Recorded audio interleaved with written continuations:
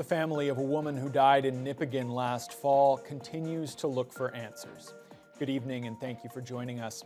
After months of grief, the family of Vanessa Stacy Geisler is speaking out. She drowned in the lagoon that connects with the Nipigon River in October. The OPP haven't ruled out foul play as another person was there when she ended up in the water. Brendan Miller joins us in studio. Brendan, I understand you spoke to the victim's sister earlier today. I did, Ryan. Her sister, Gisela Tsatsakilis, is beginning to grow more anxious as the investigation into her sister's death drags on. Now, after 5 months, she's asking police and the public to do more so they can find out if this really is a case of foul play. I am extremely heartbroken by her passing, and she was just a great person. On October 11th, police in Nipigon received a call about a person in distress in the water in the lagoon. The first arriving officers could not locate the person, so the OPP's emergency response team and underwater search and rescue unit were called in. The next day, they recovered the body of 34-year-old Vanessa Stacy Geisler. The investigation into her death is still ongoing. However, OPP recently announced that foul play cannot be ruled out.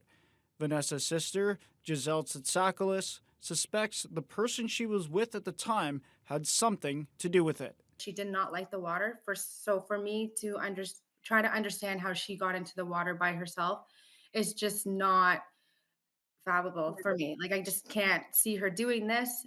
What I think happened is she went down to the water to just get away for the morning, because I know she was planning a Thanksgiving dinner with the family that she was staying with.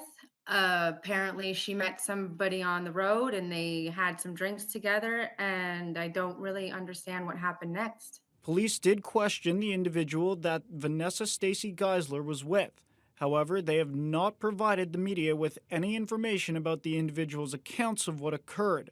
Tsatsakilis is not satisfied with how the investigation is being handled and would like to know if any progress is being made, even if none is. So when I went to Nipigon, the person who was on the case at the time gave us some information, and the information that I got didn't really stand well with me because it didn't seem like they collected the evidence that should have been collected at the time. Well, honestly, it would be nice if they stayed in touch with us at least once a week just to give us a quick update, even if they didn't have anything, but just to check in. Tsatsakilis is growing ever more frustrated by the lack of communication. She recently posted on a Nipigon-focused Facebook page asking anyone in the community with information to come forward and contact OPP to help her and her family get a confirmed answer on how her sister died. Brendan Miller, TBT News. Well, it's been a year since Melanie Lappish went missing in the Fort Frances area, and now there's a $50,000 reward for any information that helps solve her disappearance. Ontario Provincial Police are asking anyone who knows anything to step up and contact them. The OPP is open to any information that the public has. We're confident that somebody out there knows something, and for the sake of Melanie's family, we'd really like to bring her home. So we're really encouraging people to come forward with the information that they may have. Lappish was last seen in Fort Frances around 9 p.m. on February 26, 2024. She's described as 5'9", 110 pounds, with blue-green eyes, long dirty blonde hair, and a nose ring. She was last wearing a gray sweater, blue jeans, and a toque. The Rainy River District OPP began investigating on March 9th of last year. McCleary says foul play may have been involved. Right now, due to the circumstances, it is being treated as suspicious. So until there's other evidence to prove otherwise, we're treating it as a suspicious missing person case. Anyone who's seen Melanie Lappish or has any information about where she was last seen is asked to contact the OPP or Crime Stoppers. A decision has been made regarding the location of a new amalgamated ambulance base along the North Shore. Officials with Superior North EMS have been trying to decide whether to build it in Terrace Bay or Schreiber. And after years of debate about the merger, Terrace Bay has been chosen for the new state-of-the-art building. Justin Hardy reports. Terrace Bay and Scriber have been pushing hard to get the new station built in their communities ever since the controversial decision to merge the existing facilities in the neighboring municipalities. After much debate, the final decision on the location was announced Monday during a Thunder Bay City Council meeting following a closed-door session. Superior North EMS Chief Shane Muir says the new station will be an asset to the region as a whole and that the Terrace Bay location made the most sense. The reason we picked Terrace Bay as a primary site location is based on complete evidence, and that's based on call volumes, unit hour utilization, and CTAS, basically acuity of patient calls. So the evidence favored that location so that we could respond to those high acuity emergencies in the quickest fashion, and that was the reason for making that decision. The new base will be going up next to the Service Ontario building on Highway 17 in Terrace Bay. The decision to build the new base in the town is a huge win for the community, according to Mayor Paul Malashewski. Talking to Shane there, we had the majority of calls in the last year, so that will that would obviously help out. We have the hospital right in town here, and we have our major industry in town, and hopefully that's our next step in trying to get that back up and running. So yeah, it's a big plus for our community. While those in Terrace Bay are celebrating the decision, Scriber residents aren't too happy with the impending loss of their ambulance base. But Scriber Mayor Kevin Mullins says he hopes the new improved facilities will draw more paramedics to that area. Definitely, we need more paramedics in the region. We need more paramedics in obviously in Terrace Bay now to run the base. Hopefully that's a huge factor. Hopefully it's a drawing card. That's for sure. Construction and completion is still a ways off as site evaluation and other pre-construction work is still taking place. Mir does expect to put the project out to tender very shortly. Justin Hardy, TBT News. It's being called a giant step forward for Gull Bay First Nation. The community on the west side of Lake Nipigon, also known as Kiashkizaging Anishinaabeg, has recently signed a historic treaty reserve settlement. Chief Wilfred King says he's not able to divulge the dollar figure, however. It's a very substantial amount of money, and unfortunately I'm not at liberty to discuss the amount. I'm still under a confidentiality agreement, and but it's a lot of money. There will be a per capita distribution to adult and children members, and also we put aside money for future development and long-term investments for our community. Gull Bay has more than 1,600 members, including about 400 who live on the reserve. The financial settlement with Ottawa compensates Gull Bay for the loss of land, as the original 1850 treaty didn't include a proper survey.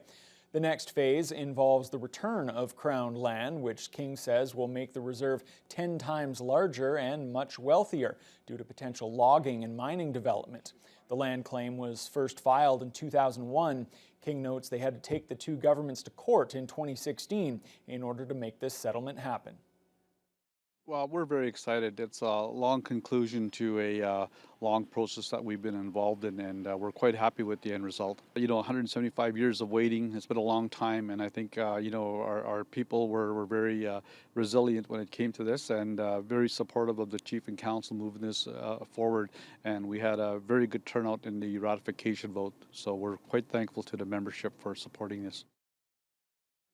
The number of reported safety incidents for Thunder Bay Transit drivers has gone down, according to a presentation at last night's City Council meeting. Also last night, Council members heard about a new citizen survey looking for feedback on the governance structure of City Council. Jessica Clement has more. The number of reported security incidents on city buses has steadily decreased over the past 3 years, according to Transit Services' presentation to City Council Monday night. The report showed that there were 275 incidents in 2022, 146 in 2023, and 128 in 2024. Transit manager Brad Loroff says there's still some cause of concern, as the number of aggressive interactions, which includes assaults and verbal altercations, have remained consistent. 2022 versus 2024, there's really been no change. There has been a reduction to the number of fare disputes, harassment incidents, and intoxicated incidents. Councillor Kristen Oliver asked if transit operators were reporting safety incidents on a regular basis. Are you seeing that they're complying a little bit more and filling out those incident reports so we have a more fulsome picture of where things are at? Us, management through the union, we try to just give that information to our staff to say, fill out incident reports, report any incident to the control desk via your radio, so at least we have a record of it and we can kind of act on whatever needs to be acted on. Loroff notes a reason for the decrease could be de-escalation training that was implemented last year. This training empowers operators by building confidence in handling difficult passenger interactions and enhancing communication skills to effectively de-escalate conflicts or potentially avoid them altogether. Transit Operations Supervisor Matthew Furioso says with the new fare boxes in place, Transit can focus on implementing new safety measures for their drivers, which includes replacing the pandemic bioshields. The installation of new permanent safety shields is progressing as planned and will replace the temporary Lexan shields, which remain currently in use and are near end of life. Installation for this project is projected to be completed by the fall of this year. Also on Monday's agenda, the city is looking for feedback on the governance structure of City Council, looking into a standing committee model. This would involve a smaller group of elected officials serving on specific committees, each focused on particular city operations or departments. A survey was launched on the city's Get Involved website and will remain available until March 31st. We're looking for how people engage with City Council. Are there barriers to engaging in City Council? Are they interested in making a deputation? Or is the idea of coming to City Council and there being 13 members a barrier, and potentially a standing committee may be something that's more palatable, more easier for people to access and get involved with? City staff will bring its first report on the survey results to Council before the end of June. Jessica Clement, TBT News.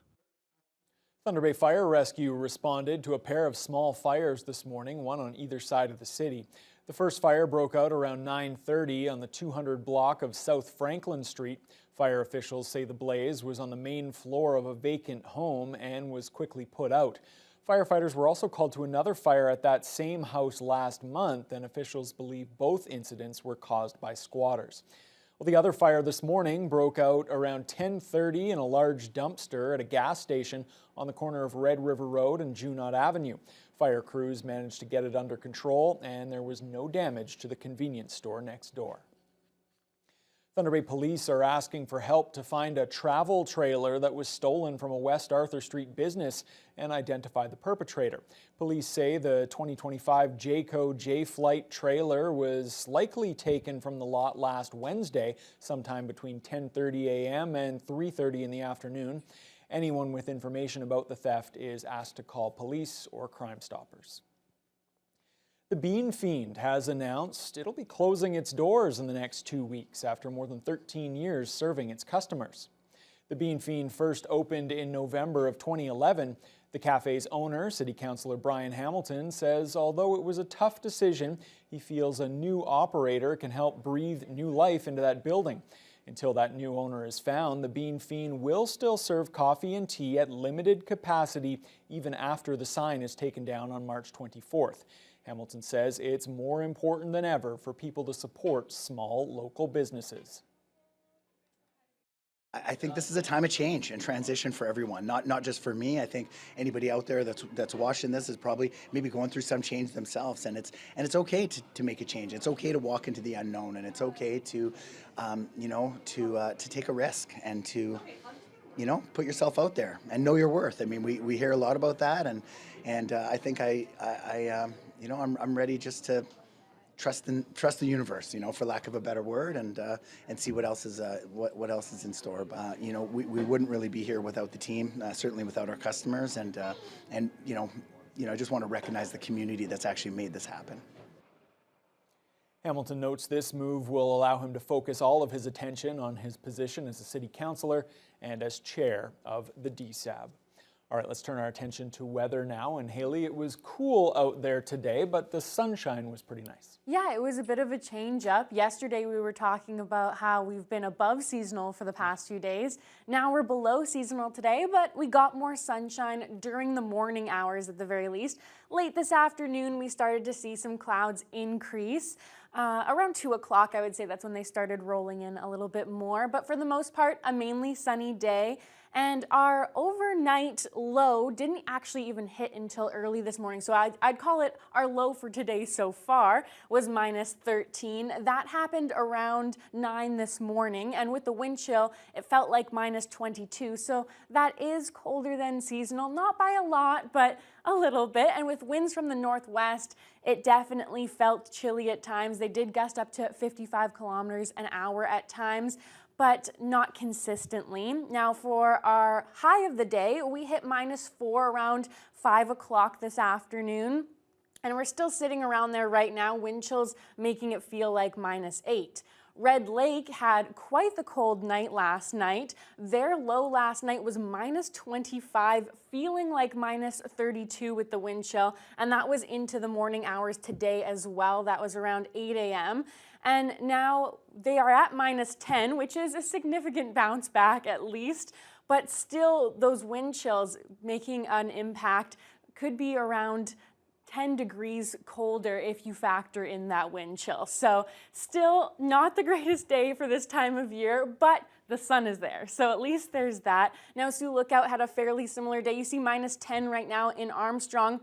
Although Armstrong had a little bit of a difference because they saw periodic light snow showers throughout the day as well, similar to that of Greenstone. Luckily, they've cleared up now, but their temperatures are still fairly cold. They're at minus 11, and wind chills making it feel 9 to 10 degrees colder as well.